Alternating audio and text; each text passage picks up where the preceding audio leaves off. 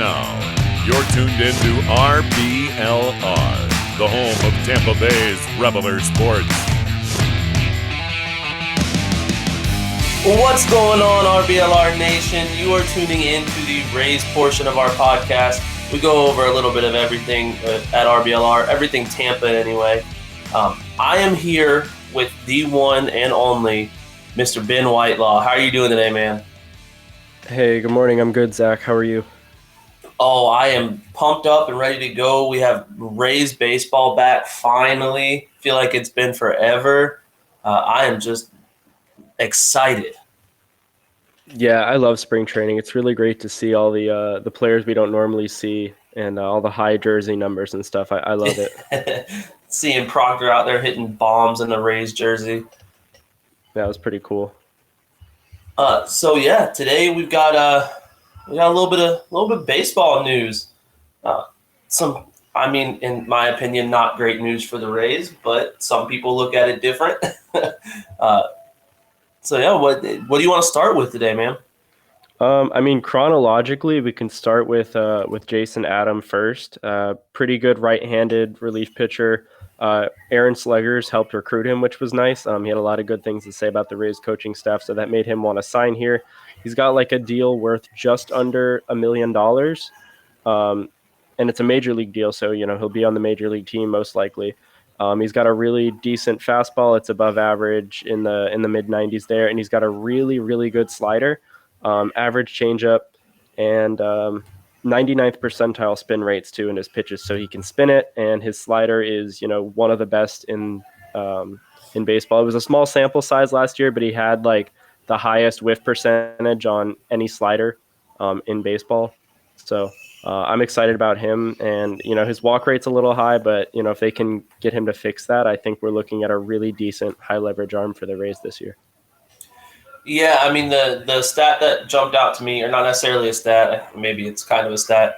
He only pitched 10.2 innings last year, if I'm not mistaken, and yeah, struck out 19 guys.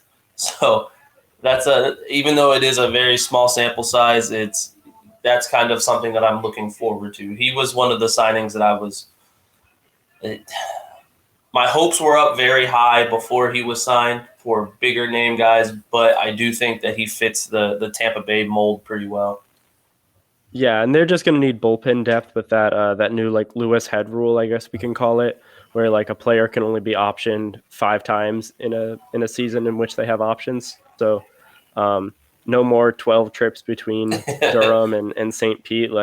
So they're going to need arms because we're going to see a lot of them up and down, and a lot of them are going to leave Tampa on waivers because of that rule. Like the Rays are going to continue to operate in the way they always operate.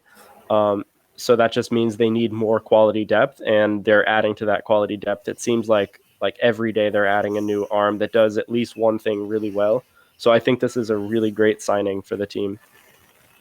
Yeah, and I agree with that completely. This was one of the ones, like I said, it kind of felt like a consolation prize after missing out on Freeman and some of the other trades that we were going for. Granted, I know that we needed a pitcher anyway. We probably would have still signed Adam to a deal even if we got Freeman. But at the time of the trade, I think I may have been a little upset on Twitter. But looking at it now and paying attention to it, this is one that I'm excited for. I think that he could perform very. I think that ERA drops drastically with Tampa too. Yeah, I honestly don't even know what his ERA was. I just saw the videos of his slider and I was like, oh, this is really cool. So I'm sure he'll be great in Tampa. He's going to cut his walk rate like the Rays always do with their pitchers, and he could be a 7th or 8th inning guy. So that was the first acquisition, I guess, this week. It was a signing. And then the Rays made a trade yesterday, which was pretty cool. Oh, man. I think it was cool. I don't know. It seems, by that grown, it seems like it might not be that cool. To me, it made zero sense. Just trying to be realistic and not overly optimistic, I guess.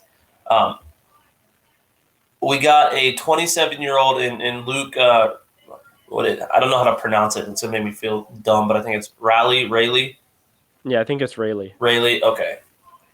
So Luke Raley is 27 years old. He is a left-handed batter who plays in the outfield. We have another younger left-handed batter that everyone is saying we're going to trade. And maybe it's because I am on the Austin Meadows fan bus, but Austin Meadows has been in the MLB since 2018. He's got a 260 batting average with 70 home runs and like 225 RBIs. And he's 26.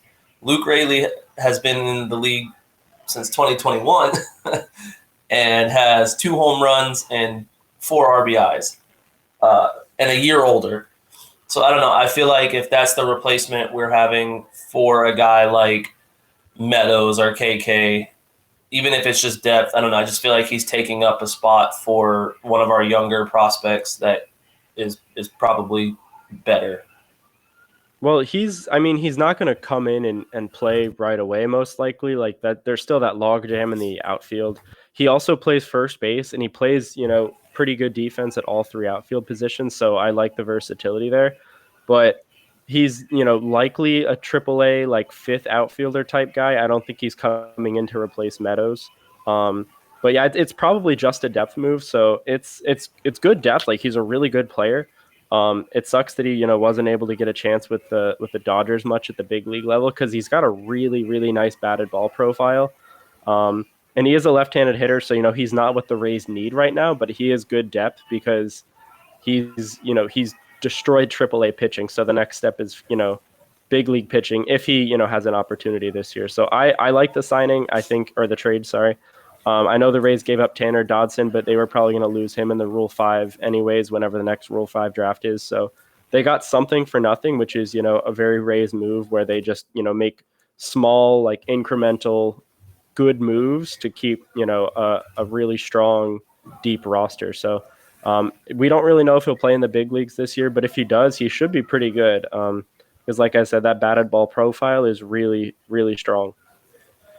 Yeah, I guess the only thing that worries me is like you said, he hasn't had very much MLB experience, but if I'm not mistaken, I was looking at it last night, and I think he's had 70 plate appearances with 12 hits.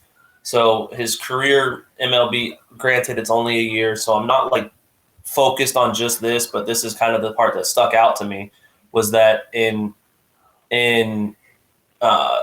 70 plate appearances, he's only got 100 or 182 batting average. Right. I mean, like the average, he hits the ball really hard. So if it just happens to be right at guys, it is what it is.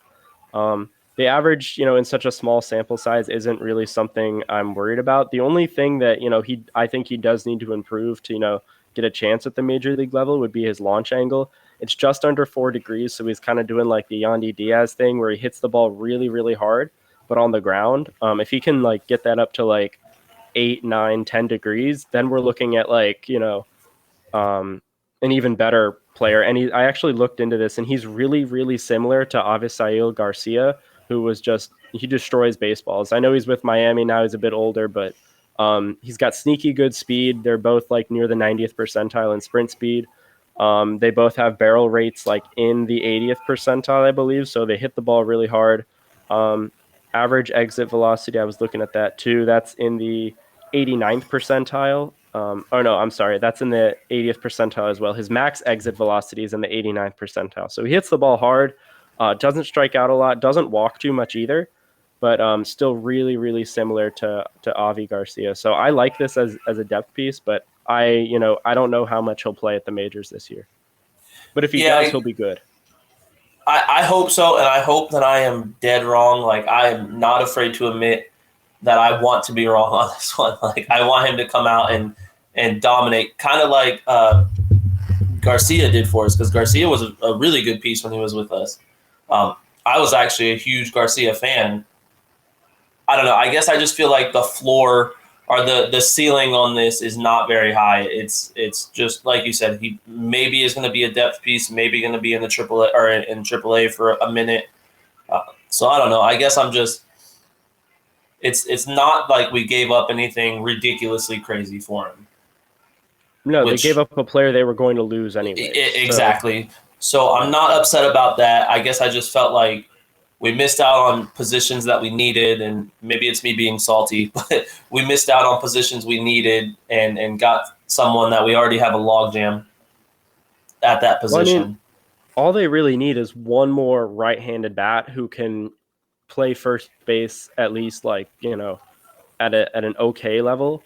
So, I mean, they can still go out and do that. There are still plenty of guys, either free agents or trade targets that they could acquire. So I don't think this is going to stop them from making any moves, but I do think it sets up like a larger move where they could move Austin Meadows or Brett Phillips, maybe Kiermaier, but, Eric Neander said, find a home in Port Charlotte, you're good. So I don't think they're going to move KK.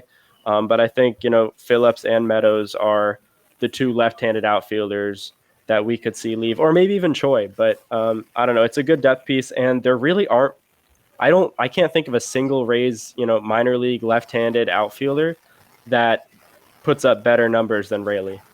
Like, so he's the next man up essentially in Durham if something happens at the major league level.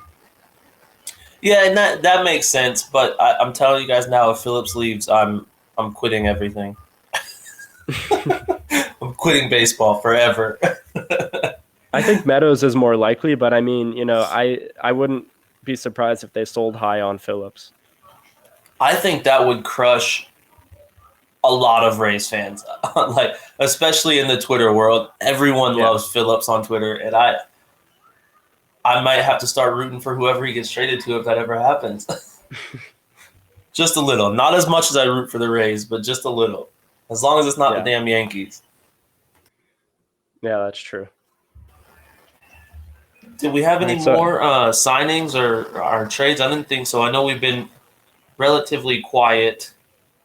Yeah, I mean, that's pretty much it. Just Jason Adam and then Luke Raley. But yeah, the Rays still need a right-handed bat. I know Luke Voigt is off the board now. He went to the Padres, so we can cross him off the list. Castellanos signed with the Phillies. Bryant signed with Colorado for some reason, so they're both off the board.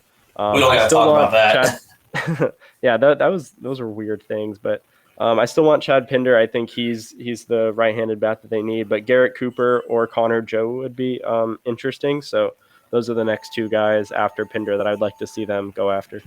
Now, I could be wrong here, but Andrew Vaughn, is he a right-handed bat? Yes, he is. In Chicago, that is one that I am interested to see, and if I'm not mistaken, he plays first base as well. So yes, he can. Andrew Vaughn is a guy that I would be interested in trading for. I don't think it's a huge trade. I don't think it would take anything crazy to get him, but that is definitely one that I would like to see in a Rays uniform. I'd like to see him too, but I think that he's like the future of first base in Chicago with Jose Abreu getting older, and they've got a pretty good team. So I don't know if they'd be willing to depart with like a young core player like Andrew Vaughn. So I haven't looked into that too much just because I'm not sure how likely it is. But maybe we'll see. Hell, we could bring Pham back in to play first base. I know he's never really played it, but he could figure it out. He's a good baseball player. He can make it happen. But that's a free agent I'd like to see them go after too. I think Pham is probably the best option out there because I know people want Jorge Soler or whatever, but he can't really play first base, and the Rays need a right-handed first baseman. Maybe they go after like a right-handed third baseman, and then Yandy could be the right-handed first baseman, but that's just, I don't know. It's a lot of moving parts. I'd rather see them just go for a first baseman straight up. What is Trevor Story? Does he bat left or right? He's a righty, but he's shortstop. He could play second base, and I know the Giants are in on Story right now, so they might try to get him, put him at second base, and then that would actually free up I think it was Wilmer Flores. Wilmer Flores in San Francisco, yes, sir. Yeah, I saw the Cole from Rays Metrics tweet about that. I think that might be an interesting option at first base, but again, that's like a lot has to fall the Rays' way for that to happen. So, we'll see. Or, hear me out. We signed Trevor Story, put him at second or third. I know that, we can't get rid of Lowe at third, or Lau at second. So maybe we put him at third. We put him at third. I don't mean like get rid of him and like send him off the team. I mean like switch people around. We keep Wander at short. I'm sure Trevor Story could play third. We put Yandy at first. Then we've got what we need. Well, Trevor Story, he's kind of like Castellanos in the way that like their home and away splits are just insane. Like, and they both played at like really, really probably the two most hitter friendly parks in the league at Coors Field and then Great American Ballpark in Cincinnati. So, I feel like it's kind of a trap to sign one of those guys or to, yeah, I guess you would have to sign both of them because you can't really trade for them. So, I don't know. I'm kind of worried about Story, and I'm glad Castellanos, stayed out of the AL East. I think that's good just because when he'd probably be good at Yankee Stadium, honestly. So I'm glad they didn't sign him there. I just want Tampa to sign a big name free agent. I talked in our little Discord chat about it. Or no, it was on Twitter. I was in a conversation with Eureka on Twitter. I feel like Stu does like. We were in on Freeman, but I don't think we were ever actually in on Freeman in Freeman's eyes. But it's like if we could just make that push and stop finishing second in these signings and these signings and these trades, that we could potentially broaden our fan base and have more fans like based off just the names of some of these people. So maybe forget the budget for one time and just see what that brings us. Well, I mean, they kind of did when they went out and got Cruz. Like they gave up a lot for him, and they spent decent money to keep him for half a season. Like he wasn't cheap, but that didn't really work out for them. He was on pace for like 0.6 Fangraphs WAR in 162 games. So like they would have been better off if they just kept Mike Brasso around. So I don't really think they necessarily need to spend money to win. Like they've had back-to-back best records in the AL 2 consecutive seasons now. And they've been doing it in the same way they've done business for the past couple of years, where they find value and they just make it work. So I like them staying, not that they're staying under budget intentionally, but they're being smart with their money and adding like Freeman or adding Schwarber, Castellanos, Bryant. Like those things would have cost a ton of money. And when you're paying for a free agent like that, you're paying for what they've done like the past like 1, maybe 2, 3 seasons. So like I don't want to pay for what a guy did in the past. I want to pay him like for what he's going to produce like in that season. So yeah, I'm fine with not signing the big free agents. I'm fine with winning games over, expanding the fan base. Like that's not a huge priority for me. They do like decent numbers on TV. They just need a better stadium location. So yeah, just sign Pham, and that'll pretty much solidify the team. I still think this is a 100-win team with or without Pham, but I think adding him just gives a little bit more depth and balance in the lineup. Yeah, I feel like to clarify, I don't think that we're a bad team. Like I do agree with you that we are a 100-win team. Like there's not a doubt in my mind. I just feel like I'm thinking more from a fan base perspective on signing like a big name free agent.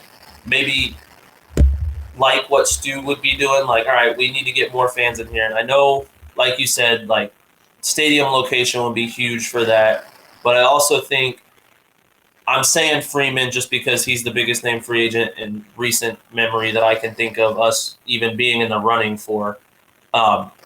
So a guy like Freeman, there are Atlanta fans that are Atlanta fans because of Freeman. So like, imagine in my eyes, I'm like, all right, so those fans now become Rays fans. They're not too far from Tampa to where they'll never come to a game. I mean, we have Atlanta fans here in Florida, so it's like now those fans are Tampa fans because Freeman's there. Even if it's 100 more fans, that's 100 more tickets. You know what I mean? Granted, that doesn't make up for his contract, but I would imagine that if we bring in one big name free agent, eventually we'll have more big name free agents or big name trades that want to come play in Tampa. And it's like, okay, now we have a team that fans are rooting for that aren't Tampa natives, kind of a deal. Well, I mean, if you start signing guys or trading for guys or building your team to like appease the fans, then you end up like the Yankees, where you haven't made like a meaningful postseason run in like what 12 years now, and they spend the most money. Like, I I I I mean, I guess I kind of sound like a 2014 Rays fan where they weren't super great, but like I don't really care what other fan bases or what the national media thinks of us. Like, I just want to win games, and I'm happy with the way they've been winning games. So, you know, if you start trying to, appease the fans as a GM or whatever, you're not going to have a job for very long. Like, um, yeah, I think Eric Neander, Peter Bendix, I think his name is the new GM. Like, they've got this under control. They've been making like good incremental changes to solidify the depth, and the final thing is to add that right-hand bat. And they've said they're going to, look to add a right-handed bat. So for them to telegraph that move and then not follow through doesn't really match up with what the Rays like to do as a team. They follow through with what they say they're going to do. So they're going to add a right-handed bat. It's just a matter of who and when. So, we just have to hurry up and wait, I guess. And whatever they do is going to make this team better. Like, they're not going to do something to make the team worse. I think it's going to be hard to make this team worse, in all honesty. Like, oh yeah, so much has to go wrong. We're so deep. I feel like I can't stress that enough. I am not saying at all to the fans listening, I am not saying at all that we are a bad team or that we needed Freeman. I'm just thinking outside a little bit. I do 100% think that we are a 100 plus win team. Could potentially break our franchise record in wins this year. Like, I do not think that we are going to fall apart or anything. I just wish we would get that one little, I'm going to call it a break. I'm putting that in air quotes. I guess Eureka said it perfect in our chat that as fans, I feel like we're allowed to be greedy and want what we want. And you know what? That's why we're not Neander. That's why we're not the GM. Like, I would probably run this team into the ground, not on purpose, but I would try on accident. Yeah. Well, and if it was up to me, like, Michael Wacha would have thrown 250 innings last year, because if you threw that much, something good probably would have happened by then. So it's like there needs to be a balance. And they're hitting that balance. It's just they have to just stick to the plan. Like, they have a good plan, follow through, keep doing it. Because when you start trying to do other things, it's like if you're taking like a multiple choice test and you're like Christmas treeing, just pick A for every single answer. Like, you're bound to get at least something right. But if you Christmas tree, like, you have a higher chance of getting it wrong. So stick to the plan, stick to the strategy, follow through. That's what the Rays do. And Aaron Sledger's talked about that in an interview with Neil Solondz that we can talk about a little bit later, because I thought some of the things he said were really interesting. But, that's for after we recap the first spring training game. Yeah, well, let's go ahead and jump right into the first spring training game then, huh? The typical Rays spring training game. It felt like. Yeah.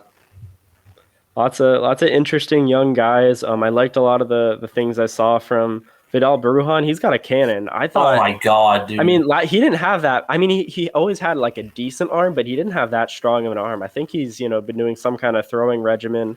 I know Fairbanks has been helping some guys with that in the offseason. So maybe Beruhan, sat in a little bit. I don't know, but he's got a cannon. If he can play a serviceable third base like he did yesterday, like, this team they're a 101 win team at that point. Like, he's going to add some value for sure. I don't know. What'd you like out of that game? So I could not agree more with you on Beruhan. I feel like that man can play anywhere on the field. I feel like he's got the arm for it. I feel like he's got the ability to do it.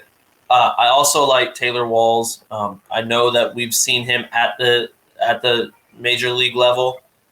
But I am a huge fan of him. I think he plays a great shortstop, and I'm excited for more of that. I didn't get to catch the game, so I was not as involved in the pitching aspect of it due to being at work and not being able to actually get on and watch the game. But I loved that Proctor home run. Yeah, that was pretty cool.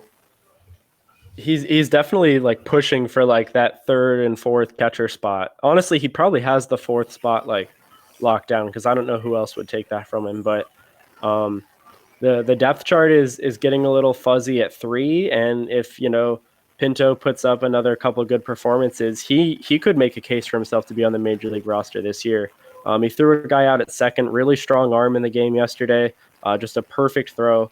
And like we said, Proctor's got the bat, and he can play a little bit of everything. He can play catcher, short, third. I think he played second base. He does a little bit of everything. So Mejia's going to have to, continue to develop and produce because he's got some guys right behind him that are hungry. So I like the competition, though. It's good. It's going to push everybody to be better. Yeah, I agree with that. I think that Zunino at this point, Zunino is the only position, like the only catcher right now that I think his position is safe. Yeah, he's a lock. I mean, he's definitely going to, come back to earth a little bit this year because he overperformed last year, but he is 100% getting 60 to 70% of the games or the at bats from the catcher spot. So he's the number one for, the foreseeable future.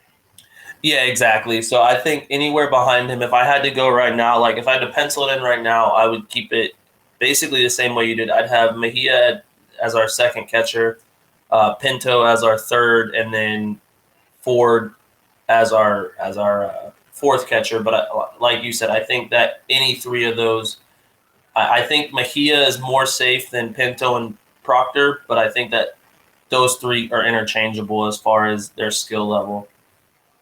Yeah, I mean, Proctor still has a ways to go on his defense and, his framing. He's mostly just like a utility infielder at this point who also happens to play catcher.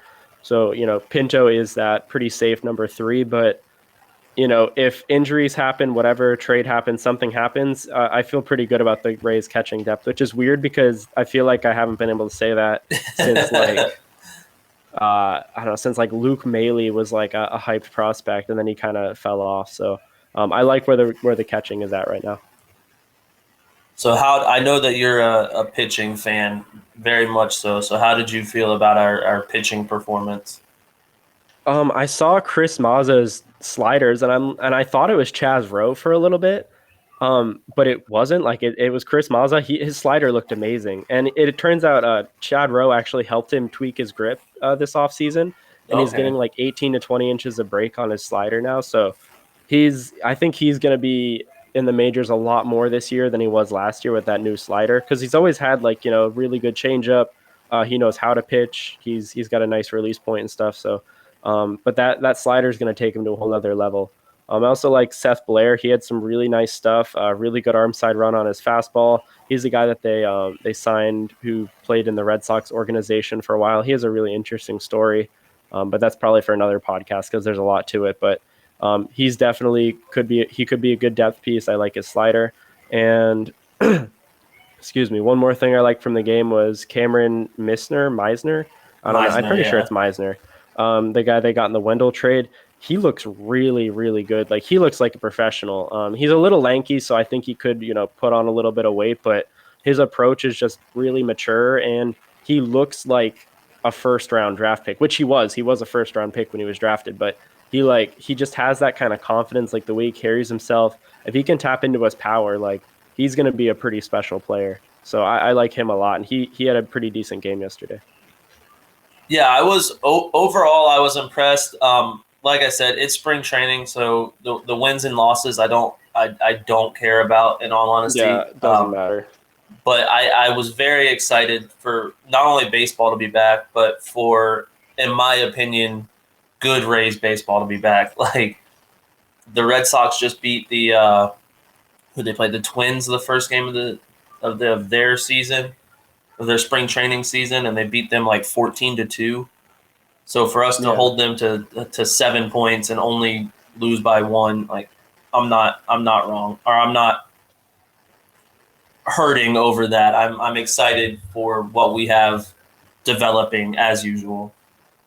Yeah, the results, like you said, they don't matter at all. It's just about seeing these guys, seeing where they've come from last year, how they're developing, things they want to try out in a game situation. So, yeah, overall, I liked the way they looked. There was no, glaring errors or glaring holes. Some really good hitting from the Red Sox players. They were hitting some quality off-speed stuff, getting some base hits off of it. So, they look pretty sharp. But again, it's spring training, so the results do not matter at all. Like it doesn't matter. It's just nice to have baseball back. Well, I mean, like you said that both teams looked pretty good, right? Yeah. You know what would make them look better? Yeah, I think they could probably wear something to make them look even better. Yeah, it's almost like if they were all wearing a shirt that they purchased from shop.rblrsports.com. All kinds of amazing shirts over there. We've got Ray shirts, we've got Lightning shirts, we've got Rowdy's shirts, we've got Buck shirts. Maybe someday soon we'll have some Bandits shirts. If you guys don't know who the Bandits are, Eureka and I have our own little podcast that we're running over there for the Bandits, a new USFL team. And these shirts are obviously inspired by the team colors wise, and stuff that they have on them, not officially licensed or anything, but we have one really cool shirt that Eureka mentions every time we do the USFL podcast. It is, and he does this, you got to be very clear.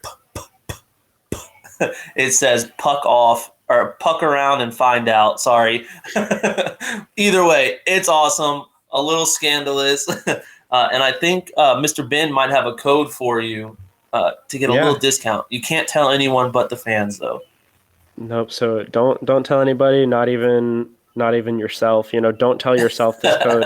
It's top secret. It's promo code. That promo code is Flappy. That's FLAPPY, and you can get 10% off your order. We'll have the link in the description, so you can go to shop.rblrsports.com and purchase an awesome shirt. Eureka's pretty good with the design stuff, so yeah. And you guys may know Eureka a little bit, but he does this stuff all just for you guys. So he's muted a little bit, telling us to keep going, but support him. All right, now we got that out of the way, my man. We can get into this interview with Sleggers. Yeah. He went on the Neil Solondz podcast. I listen to those religiously. He's always got really great guests. Gets tons of players, coaches from the Rays on there, so it's really cool. But a couple things that Sledger said really stood out to me. And the first thing was that he said the Rays believe every guy is a priority. And I have timestamps if anybody's interested in that. That was around the 19th minute mark, just so I have my sources here. But it's interesting that he would say that because, he's talking about like what he likes about the Rays, like what makes the Rays special. And he says that the Rays believe every guy is a priority. So it kind of implies that other teams don't feel that way about their players, which is interesting. He said some other couple interesting things too. He said the training staff focuses on taking care of players A through Z. When you're hurt, you don't get thrown off to the side. Everyone is of equal priority. So again, he says everyone's equal priority, kind of implying that like other teams don't do that, which is really interesting. The stuff that he doesn't say in that interview is what sticks out the most. So I don't know. Did you get a chance to listen to it? I did not. I have this really bad thing with podcasts that I only listen to the best ones, so I only listen to our podcast. No, I'm just kidding. I did not get a chance to listen to it, but I figured you were the guy that would listen to that and probably have a much better take on it than I did. Okay, I'll drop a couple more quotes here that we can maybe talk about. This is a direct quote from the 23-minute mark. When they tell you to do something, that's truly how they're evaluating you. There are no moving goalposts. And then again, like 2 minutes later, he says the Rays have a plan and stick to it. They don't move their goalposts. So again, he's saying the Rays don't move them. He gives you confidence. The Rays keep it simple and keep their promises of what they tell the players. I think he's had some bad experiences in Minnesota and LA based on his comments. Like, and Solondz actually kind of digs at it later. And then he says, he talks about like what Sledgers is not saying. And, Sledgers responds with like, the Rays are, he does it in a very like, neutral, politically correct kind of way, I guess. Like he's been PR trained.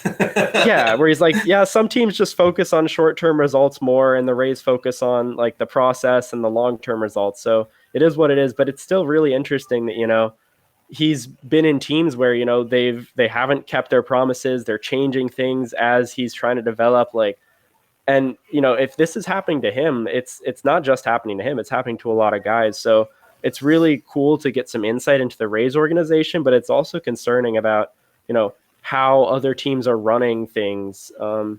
Yeah, I don't know. So, I mean, there's no scandal, but it feels very uncomfortable to know how some of these teams are operating right now.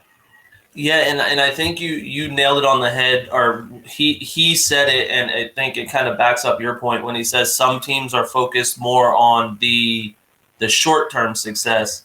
So it feels like those teams, and LA being one of them, they don't care for the growth of their minor league players, of their prospects. It feels like they're more worried about, well, we could just sign whoever we want in free agency, so we don't need to develop our guys. We don't need them to be better.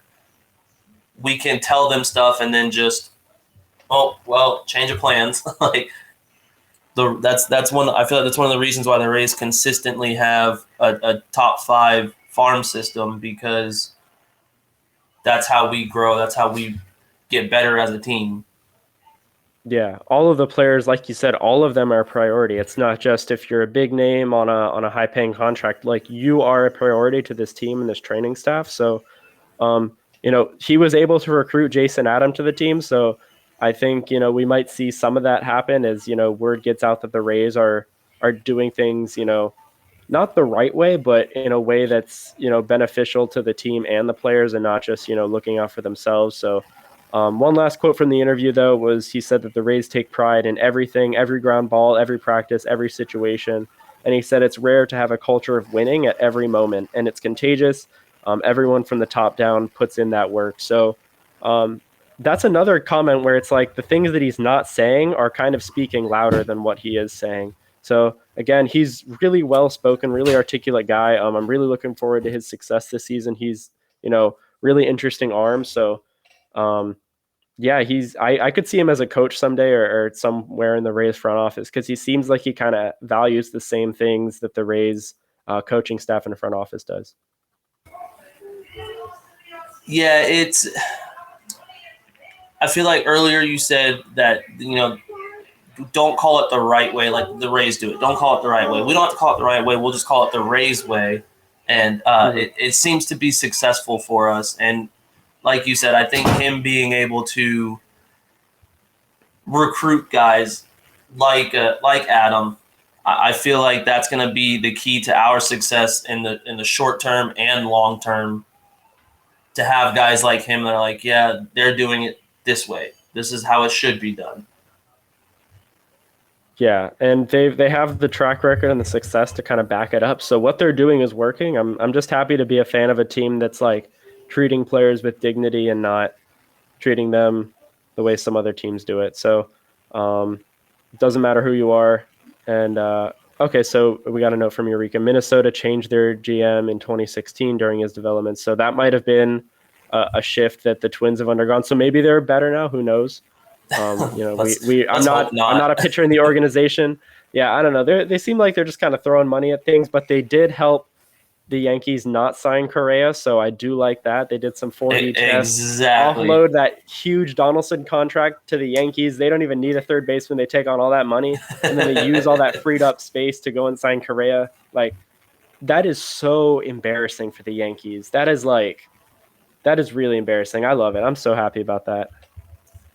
I will say, though, it's kind of off topic, but the one thing I do like about the Rays, too, is do not park in Neander's parking spot. Yeah, they're very serious about their parking. I don't know if you guys saw that on Twitter, but they probably our franchise cornerstone parked in Eric Neander's spot. Wander Franco parked in Neander's spot, and they moved his car out to the outfield during batting practice. Yeah, that's so. that was just one of the fun little notes I saw during spring training so far, and I thought that I wanted to bring it up real quick. Yeah, I mean to sign the biggest contract in franchise history, and then to just have the cojones to go and parking the guy who's giving he literally gave Wander that money, and now he's parking in his spot. Like that's I like it. But I mean they were good sports about it. Everybody had fun with it. They put his car in the outfield for batting practice, so his car's fine, everything's fine. But yeah, it was a good moment. The team has a lot of it doesn't seem like a very stressful work environment. It seems pretty fun. Yeah, and that was the thing. In the video, it felt like everyone was laughing at it. Everyone was having a good time. Franco and Neander hugged afterwards. So it feels like it's something that I think that's exactly right. Like it's a positive work environment. Everyone's having a good time and having fun. And usually a good time and fun leads to success in sports. Yeah. The losing teams aren't smiling that much, so Exactly. You hear that, Yankees? You hear that, Yankees fans? You're not smiling as much as us, I promise. They haven't smiled in 12 years. We can talk about some of the division rivals first after we go over some injury updates if you want. Yeah, that works for me. All right, so I'll start with Brendan McKay. He is 100% healthy for the first time since he was like 6 years old. No, like 2019. So he's a potential 1 or 2 type starter. He just has to prove it with his health. So if he's 100%, that's incredible. Like we're gonna see a pretty good Brendan McKay. I don't know how many innings he'll get because he hasn't pitched in a while, but yeah, I'm excited about him. Yeah, I'd imagine he'll start off on a pitch count or a pitch restriction, but he is one of the guys, and the Twitter world is very split on him. Some are very high, and the others are very low. Like there's not an in between ground. I feel like I am on the very high side of him. I think that he's going to be great, and I think that he can be great. And if we can keep him healthy, then we have something special with him. I think that, he had a really great season in 2019. He had like 73 innings pitched, had a 2.06 FIP. So the potential is there. I think the bat is still in AA, so I don't know how well his bat's developing, but if he does become a pitcher full time, he will be in the majors this year. If he's like a full-time pitcher. So my heart says for him to keep trying to hit, but my head says just pitch full time. Just pitch, so I hope just give up the hitting thing. It'll be for the best. Yeah, with this universal DH thing, it doesn't like if you're not on Ohtani's level of fielding and hitting, then you're kind of wasting your time doing both. Yeah, definitely. And it, like you said, it's not needed. So another injured guy that's coming back is Colin Poche. He's apparently 100%. He's elite. He's a lockdown left-handed arm out of the bullpen, super low vertical approach angle, great spin rates, low release point. Probably the highest extension on the team. It's like over 7 feet. It's insane. And he's not even that big of a guy. Like he's 6'3", but like Sledger is a 6'10", and he doesn't get that extension. So Poche is going to be amazing. I'm so excited for him. Yeah, he's someone that I think is pivotal to our bullpen's success this season. I mean, if not, they have the depth, so it's yeah. Yeah, no, I agree with you. We definitely have the depth, but he's one of our, in my opinion, one of our top bullpen guys when healthy. If he can stay healthy, obviously. And I think he will. I don't really see, if he's 100%, the Rays are going to let him go. They're also going to be cautious too because, he hasn't pitched in a while, so he'll be on an innings limit as well. But he throws like 93 right down the middle and nobody can hit it. It's just amazing how he does that. Like it's so fun to watch. It's so cool. Now I did see that we put Yanni Chirinos on the 60-day IL again. Obviously, that was I think that was expected to happen. I think it was common knowledge that he wasn't going to be ready for the start of the season. Yeah. I guess my question for you on that is, do you think he ever pitches in a Rays uniform again? Maybe not in the majors, but like a Florida complex developmental league extended spring training jersey. uniform. Yeah. I think he'll pitch in the minors just in some capacity this year, but he's out until at the very least June. So it's hard to say. It sucks, but it's a next man up situation. Like they didn't have him last year, so somebody's going to have to eat those innings. He wasn't going to be able to have that many innings this year anyways, but somebody that could help fill that role who is 100% healthy now apparently. Again, another guy that's getting healthy is Jalen Beaks. I am so excited for that. He's going to be awesome. He's another Rays lefty, throws like mid-90s with a really deceptive delivery, similar to Poche, but Poche like only throws fastballs, but Beaks has like a slider, a curve, a change. I think he has a cutter as well. A little bit of everything, and he was having a career year in 2020 before an injury. So he could honestly be elite, and all of his pitches look the same coming out of the hand, which is really cool. I love watching him throw, so I hope we get to see him soon in a game. Yeah, his delivery is the strangest thing I've ever seen, like watching a pitcher throw the ball. He hides it. I don't understand how he gets the velocity he does on it, the way that I can't comprehend it, and I'm happy that I can't because that probably means that other people can't comprehend it as well. So I love Beaks. I don't remember what we traded away to get. I know we got him from Boston. I don't remember what we got him. Oh, sorry. It was the Eovaldi trade. Okay, yeah. It was just a straight swap. Yeah, and I remember at first being upset that Eovaldi was gone, but then I watched Beaks play and I was like, okay, I'm good. I'm happy with this. If he can stay healthy, he's going to be an amazing pitcher. Yeah, it's more depth that the Rays need. So they're going to need guys to eat innings all year, and he's going to be one of them. I don't know how many he'll give, but it might be close to like 40, 50. Poche maybe in like the 30-40 range. Haven't heard much about Nick Anderson and his injury stuff, but I know he's working his way back. Aaron Sledgers, he hurt himself in the minors last year. He's working his way back. Tyler Glass, now he's been throwing. I think he's doing long toss 70 now. feet is what I was seeing, yeah. Yeah. So, I mean, he could be back, in the second half of this season, maybe in the fall. Who knows? I won't count on it, but everybody's getting healthy. I know KK had a sore neck a little while ago. He's getting better. Cash said he looks normal. Rays are going to take it slow, but he should get into a game, sometime in the next week. But yeah, the team's getting healthy, which is, fingers crossed. I hope it stays that way. Yeah, and it's not an injury thing, but I know you're probably very excited about this. Yarbs reaching 90 or touching 90 in practice. Yeah, that's weird. I don't know. There are a couple of reasons that could happen. It's either he abandoned his sidearm delivery or he figured out like a new way to throw in his sidearm delivery. I don't know. He might have like two different deliveries now. There are so many confusing things out there, but I'm excited about it because he's going to have a lot more versatility like on the mound in terms of how he throws and, where he's throwing pitches. But the curveball is still going to be, a top 15, top 20 curveball in the league. So if he does the curve and he can, throw sidearms sometimes over the top other times, he's going to be a great weapon. So he's definitely bouncing back. He's really good. The people that don't like him are just mean. So if you don't like, he's a good pitcher. He's been above average his whole career. Like, it's just everybody needs to stop being mean to him. Stop being a poo-poo head. Yeah, be nice. No, I have conflicting thoughts on Yarbs, and I know that you and I have had can't speak English apparently.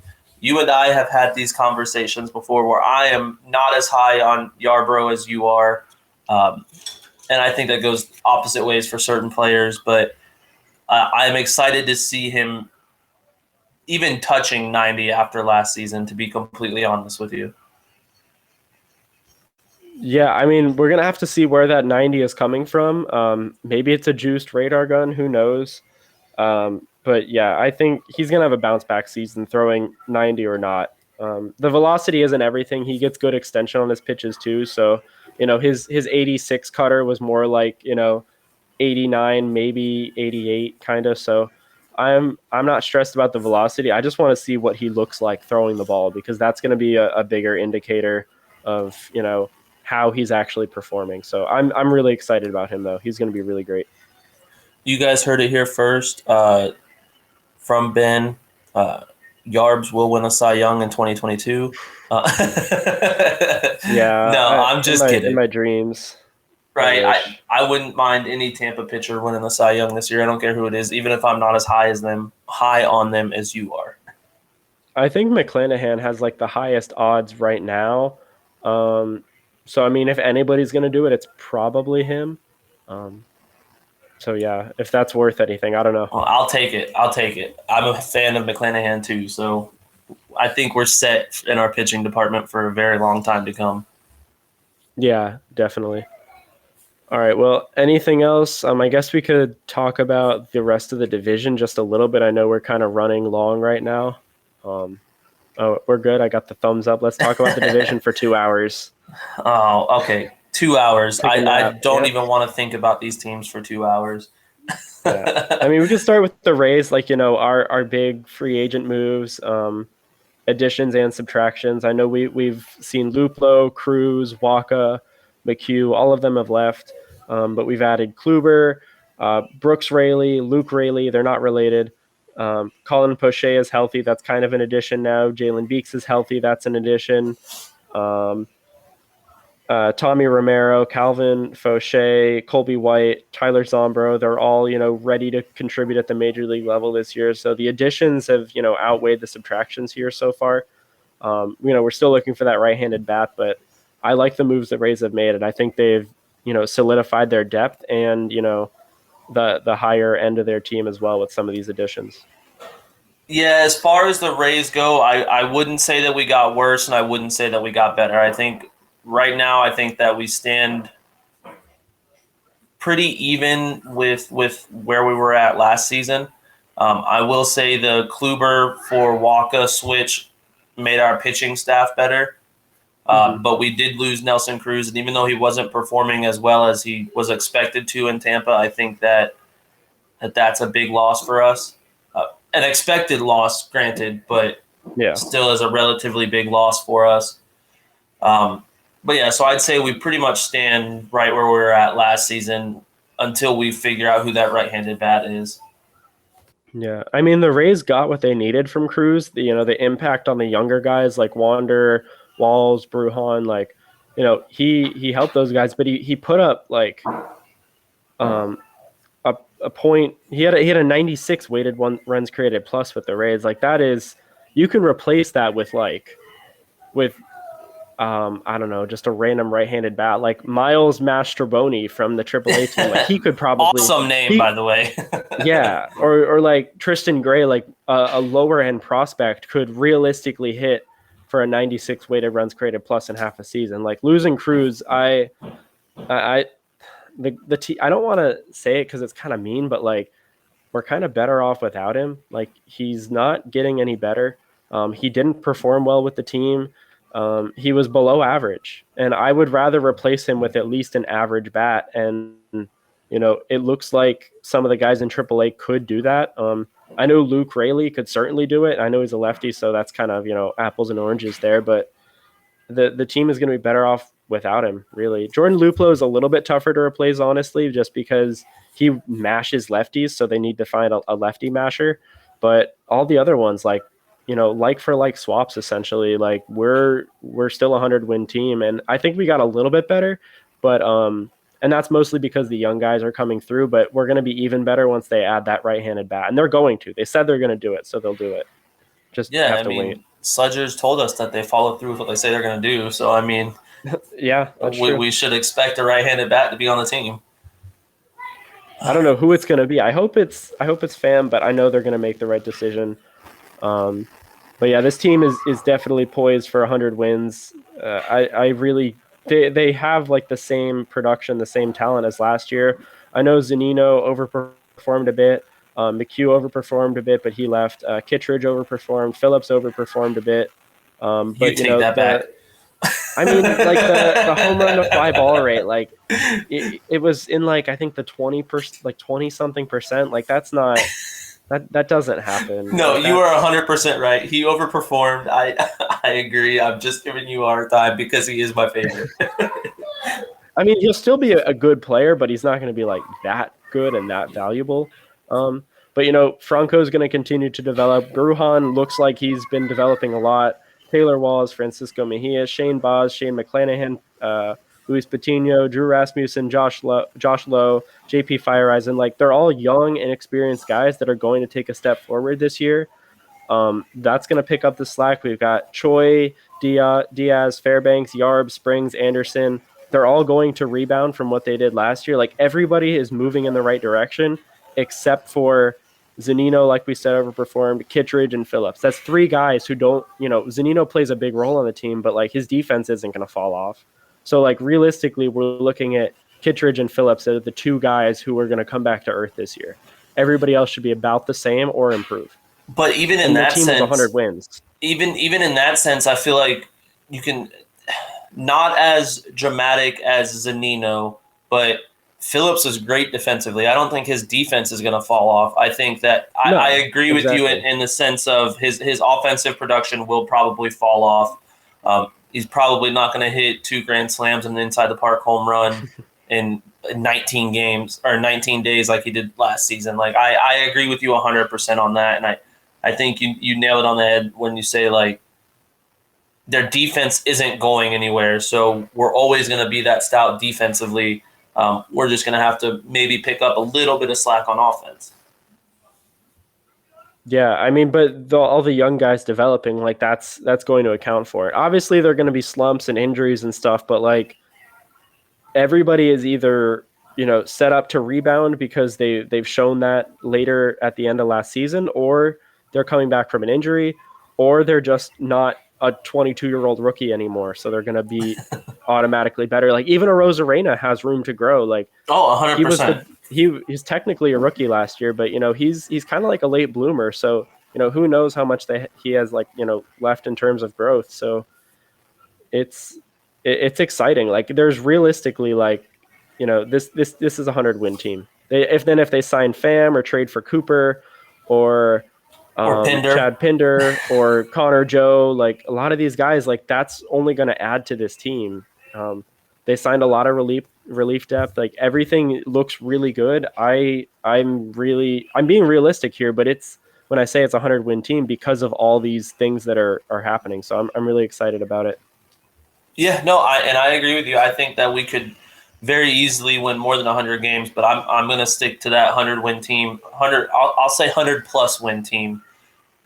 Because I do feel that, like you said, we didn't lose anyone major. I know that I mentioned Nelson Cruz, and Cruz is like that toxic relationship. Like you love when they're there, but also when they're not there, you're probably better off. Like that's kind of how it feels with him. And I don't think that's a bad thing to say. I think that he fits the Nationals team, that he went to much better than he fits in with us. So I'm glad that he's got a new relationship, and then now we can go searching. We can get on baseball Tinder and have a good time. I think the Rays are still the best team in the division, but the next best team honestly might be the Blue Jays. Like they lost Simeon and Robbie Ray, which are, you know, that's over 10 WAR combined right there. But they gained Gaussman and Kikuchi and Chapman. So that's roughly the same amount of WAR that they lost last year, as well as the projections. So they should be about the same. They're a decent team. Chapman's bat's been dropping off, but he's still like a really good defender. So Chapman's still going to be valuable. Guerrero won't maintain a 26.5 home run to fly ball rate. Like that's unsustainable, but he's still going to be a good hitter. Their bullpen was their biggest issue, but they did address it with a couple signings. So, you know, maybe they're going to be better this year, but they still don't really have that much pitching depth and bullpen depth. So offense for them should stay about the same. But yeah, I mean, they got better, but they didn't really address their needs. They just tried to like cover it up with a Band-Aid by getting more offense. Yeah, they terrify me. I'm going to be honest with you. I agree that their pitching depth is not good, but just imagine for me to sit back and think of an infield that is Guerrero at first, Chapman at Guerrero at first, Chapman at third. Then you got Biggio at second, and Bichette at short, that's terrifying to me. Yeah, but it's also like very right-handed heavy. I think Bichette or Biggio might be a lefty. Um, I think a Biggio lot is of a lefty, yeah. okay, one of them is a lefty, but like this team is pretty right-handed heavy. Not as much as the Yankees and the Red Sox, but um, platoons are important. Like the splits matter. So the Rays are balanced. They still need that one more right-handed bat, like we said 84 times, but they're they need a little bit more balance and they didn't get it, and they needed more bullpen depth and they didn't get it. So, a lot of the better options are taken. So, they're probably gonna have to wait until midseason to address some of those things. But the season was 162 games. So, the final 81 game stretch is important, but this first 81 game stretch is also going to be important too. It's just as important. I like the Blue Jays more in the second half because I know they're going to go out and make the acquisitions that they need. But I'm not too scared of them right now. I still think the Rays are the best team in the division. So that's about it for the Blue Jays, unless you had something else for them. All right, so moving on to the Red Sox then, who, I think would be maybe the next best team in the division. It's kind of a toss-up between them and the Yankees, but the Red Sox lost Eduardo Rodriguez. He put up a 3.8 WAR, which was pretty surprising. Like, I was surprised it was that high, barely below Robbie Ray. That's Fangraphs WAR, by the way. But then they added Rich Hill. He's 84 years old. Michael Wacha, he did his best last year. I think he's better than he got credit for. And then they also added James Paxton, that former Seattle lefty. But all of those guys are projected to put up like less than 1 WAR this year. So like that does kind of total what they lost with Rodriguez, but you're relying on 3 like older guys to pick up that slack. Like their pitching staff is in trouble, honestly. Like they're relying on Chris Sale, who actually I think he fractured his rib and he won't be ready for the start of the season. So Eovaldi is their one starting pitcher that can pitch more than 3 or 4 innings. Like it's crazy. So they really needed Freeman to stay relevant. They didn't get him. They needed Castellanos or Schwarber to stay relevant. They didn't get any of those guys. They needed Chris Bryant. Maybe he could DH or do something, play first base. Who knows? They didn't get him. Like the Red Sox are a little. I mean, I love it because I don't like them, but I'm a little concerned for them. Like they needed a lot of help and they did not get it at all. Yeah. So my fear with the Red Sox, and not necessarily like against the Rays, but my worry about the Red Sox as far as what they got is that they've got a lot of former Rays in that pitching staff, like Eovaldi, Rich Hill, Waka. Like they've all had time with the Rays, so it feels like you call it like insider trading. Like, yeah, that kind of stresses me a little bit. Well, even better or more valuable than those guys is they have Bloom like running the team, and exactly he knows how the Rays do things. So I mean, they might have an idea of how to build the team, but they're still pretty far off from being where they want to be. They have one pitcher. They have one quality pitcher that they can depend on, and even he overperformed last year a little bit. So it's like, who's going to close out games? Who's going to eat up innings? I know they have. There's that one guy in the playoffs who was really good. I honestly don't remember his name, but he kind of he was like a right-handed version of Chris Sale. But so they've got like 2 decent pitchers. They've got a pretty good core with like Bogarts and Devers and Dahlbeck, and Jaron Duran's been pretty decent. They brought back Jackie Bradley Jr., but they need at least 1 or 2 of the starters that they signed to perform, or they're really in trouble. So they're gambling a lot this year. But like I said, their offense might be okay, but I don't know where they're going to get innings or pitching from because they currently don't have it on their active roster. That's for sure. Yeah, I agree with that completely. I think the gambling thing is exactly right.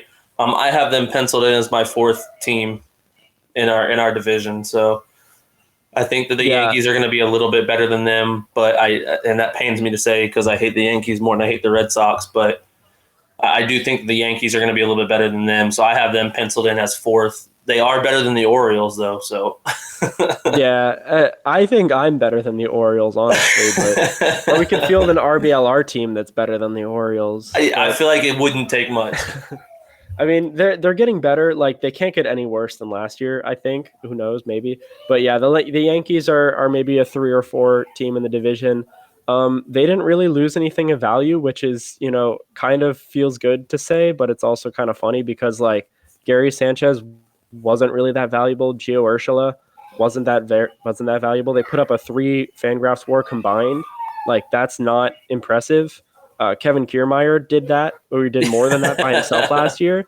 So like they did add Josh Donaldson and his massive contract, but he's only projected to put up a 3 WAR this year. Isaiah Kiner-Falefa is a decent, he can hit lefties. He's a good defender. He's a pretty good defender, but he can't really hit righties. He's projected to put up like a 2 WAR. So really old pitching staff. Other than Garrett Cole, I'm not concerned about any pitcher they have. Their offense is one-dimensional. It's all right-handed hitters except for Joey Gallo, and he either strikes out or hits a home run every time. So it's still one-dimensional. They have so much money, and they just fumbled the bag so much this offseason. I love it. I'm so happy. I think that I haven't seen a team mess up a free agency as bad as the Yankees did this year. They have all the money in the world, it feels like, and they can't it's like all the stuff they needed, they ended up just sticking with who they had. They got instead of getting a big name first baseman, they go with Anthony Rizzo, who is a big name, would be a big name to come to a team like Tampa. Well, he was a big name necessarily like 3 play years ago. All that great as a Yankee last year. Yeah, exactly.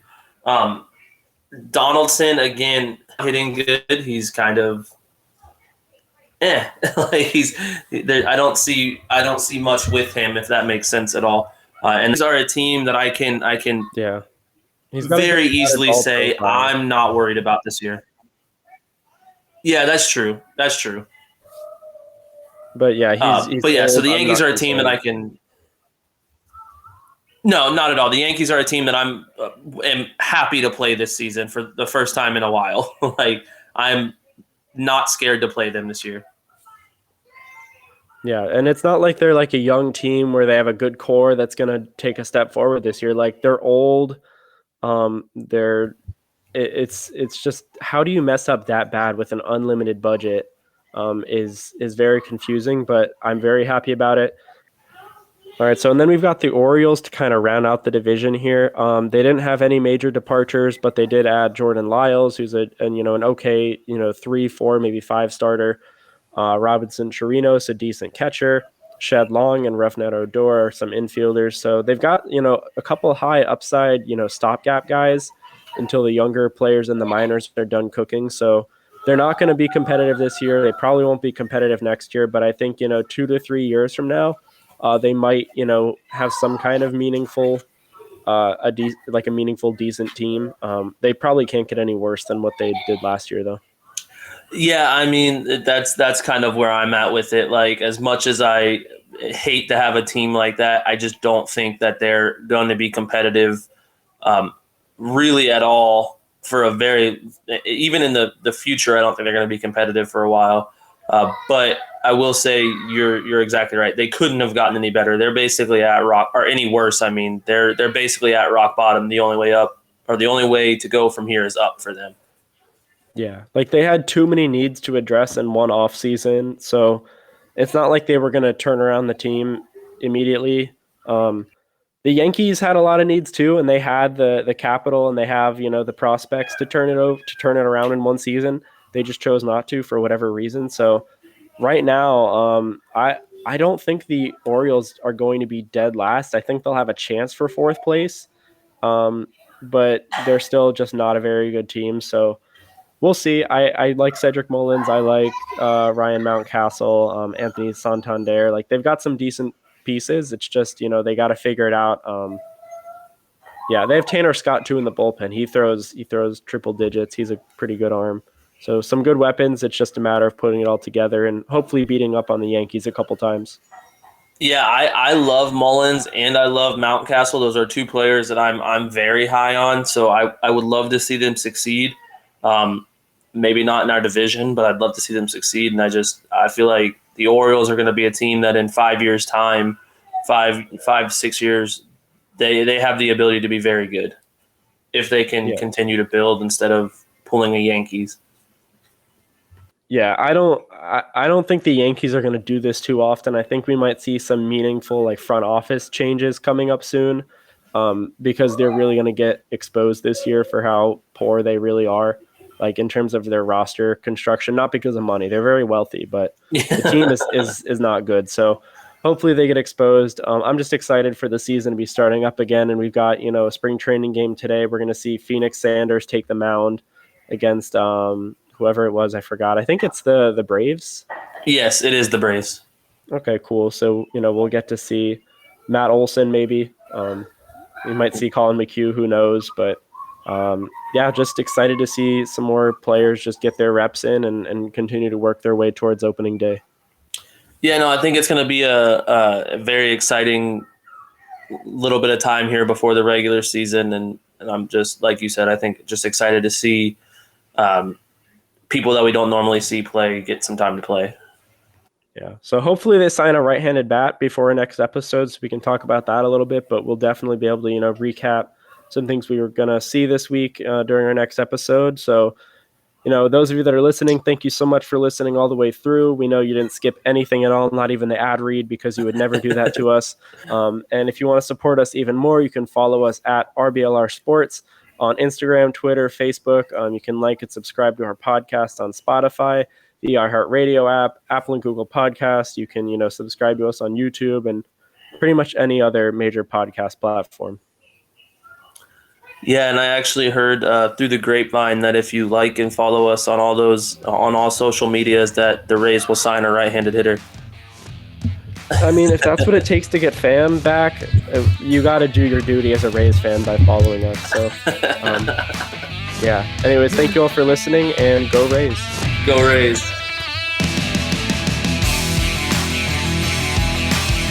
Thank you for tuning into this presentation by RBLR Sports.